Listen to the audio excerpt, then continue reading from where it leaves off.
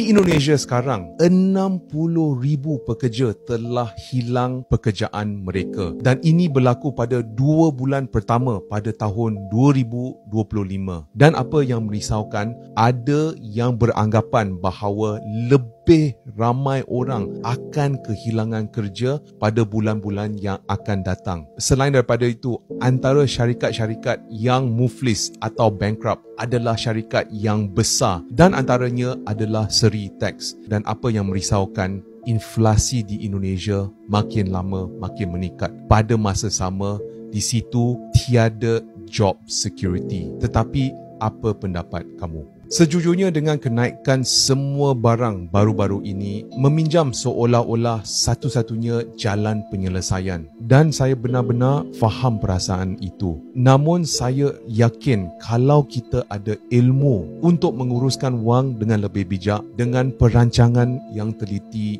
dan disiplin, saya yakin kamu boleh mengelakkan daripada terjerumus dalam masalah kewangan. Dan jika kamu ingin belajar sebersedikit tentang bagaimana nak uruskan wang anda, boleh klik di yellow bag di bawah.